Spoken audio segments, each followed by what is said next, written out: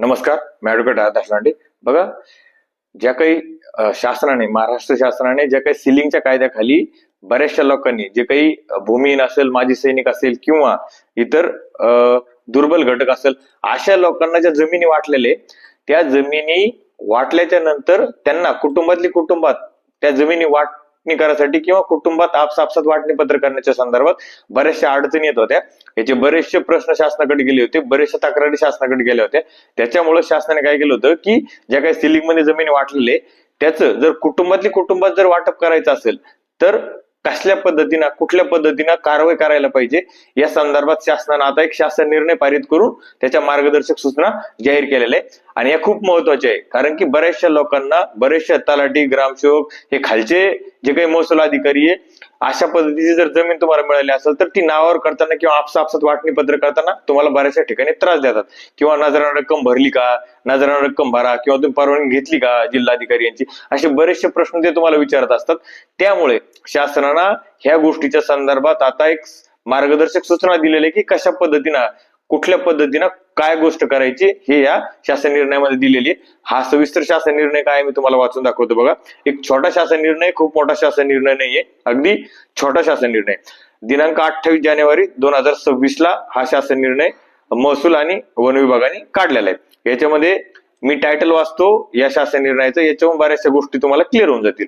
महाराष्ट्र जमीन धारणेची कमाल मर्यादा अधिनियम 1961 अन्वय भूमिहीन, माजी सैनिक, दुर्बल घटक इत्यादींना वाटप केलेल्या जमिनी संबंधित जमीनधारकास स्वतःच्या कुटुंबातील घटकास आपसापसात वाटणी करण्याच्या अनुषंगाने मार्गदर्शक सूचना निर्गमित करण्याबाबत असं हे याचं टायटल आहे. जे अर्थ त्याच्यात प्रस्तावना थोडक्यामध्ये वाचतो. प्रस्तावनेमध्ये तुम्हाला कळून जाईल की याच्यामध्ये काय दिलेलं आहे. बघा, महाराष्ट्र जमीन धारण्याची कमाल मर्यादा 1961, याची कलम 21 अतिरिक्त घोषित करण्यात आलेल्या जमिनी, म्हणजे सिलिंग मध्ये ज्या अतिरिक्त जमिनी होत्या ज्या लोकांकडे, त्या जमिनी शासनाने संपादित केल्या किंवा ताब्यात घेतल्या.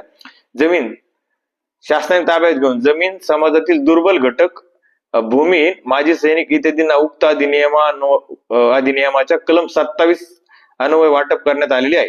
महाराष्ट्र जमीन धारणेची कमाल मर्यादा कमी करणे, अतिरिक्त जमिनीचे वाटप आणि सुधारणा नियम 1975 च्या नियम 12 नुसार महाराष्ट्र जमीन सुधारणा नियम 2001 च्या नियम 12(ड)(1) अन्वय जिल्हाधिकारी यांच्या पूर्व परवानगीने नजरा रक्कम भरून जमीन हस्तांतरणास मंजुरी देण्यात आलेली आहे.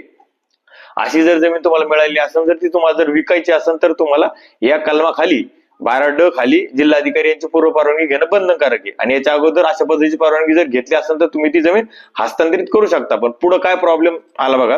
तथापि सदर सिलिंग कायद्याने वाटप केलेल्या जमिनीचे वारसा हक्काने मृत्यूपत्राद्वारे अथवा हक्कसोड पत्राद्वारे कुटुंबातील हस्तांतरण, कुटुंब म्हणजे महाराष्ट्र जमीन धारण्याची कमाल मर्यादा त्याच्या कलम 4 नुसार जी काही कुटुंबाची व्याख्या केली आहे त्यानुसार करावयाचे असल्यास नागरिकांना अडचणी निर्माण होत असल्याच्या शासनाच्या निदर्शनात आलेले.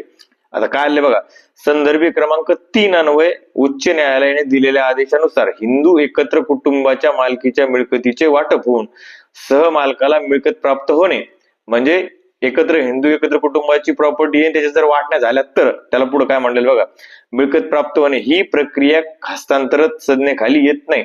म्हणजे थोडक्यामध्ये जर वारसा हक्काना किंवा हिंदू एकत्र कुटुंबामध्ये जर तुमच्या जमिनीचं कुठल्या गोष्टीचं जर वाटप झालं असेल तर याला खरेदी विक्री व्यवहार मानता येत नाही किंवा त्याच्या संज्ञेखाली किंवा त्याच्या व्याख्येमध्ये येत नाही.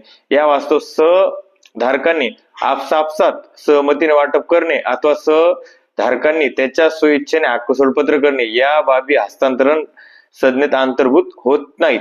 म्हणजे त्यांनी आपसात वाटप जरी केलं तरी ते हस्तांतरण मध्ये येत नाही. किंवा एखाद्या व्यक्तीने हक्क सोडपत्र करून दिलं एखाद्या व्यक्तीला तर ते सुद्धा खरेदी विक्री किंवा हस्तांतरणच्या व्याख्येमध्ये येत नाही. त्याच्यानंतर बघा, उच्च न्यायालयाने उपरोक्त आदेश विचारात घेता महाराष्ट्र जमीन धारणेची कमाल मर्यादा अधिनियम 1961 अन्वय वाटप केलेल्या जमिनीचे वारसा हक्काने मृत्यूपत्राद्वारे अथवा हक्कसोड पत्राद्वारे कुटुंबातील हस्तांतरण होत असताना अनुसरायच्या कार्यपद्धतीबाबत सामान्य नागरिकांना अवगत करण्याकरिता तसेच संबंधित क्षेत्रीय महसूल अधिकारी, जे की आपल्याला नियमित त्रास देतात, मंडळ अधिकारी, तलाठी, क्षेत्रीय महसूल अधिकाऱ्यांना सर्वकष सूचना देण्याबाबत शासनाच्या विचारधीन होती.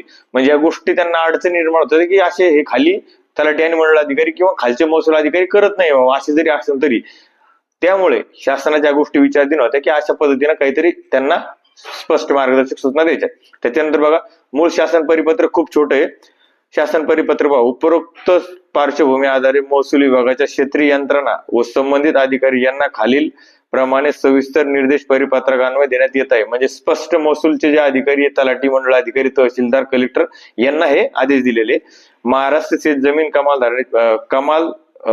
धारणेची कमाल मर्यादा अधिनियम 1961 अन्वये भूमिहीन, माजी सैनिक, दुर्बल घटक इत्यादींना वाटप केलेल्या जमिनी संबंधित जमीनधारकास स्वतःच्या कुटुंबातील घटकास आपसात संमतीने वाटप करणे अथवा सहधारकांनी त्याच्या स्वइच्छेने हक्कसोडपत्र करणे अथवा मृत्यूपत्राद्वारे वारसांना देणे अथवा मृत्यूनंतर वारसा हक्काने वारसांना प्राप्त झाल्यास या बाबी हस्तांतरण संज्ञेखाली येत नाहीत. सबब उपरोक्त परिस्थितीत नजराना रक्कम भरण्याची आवश्यकता नाही.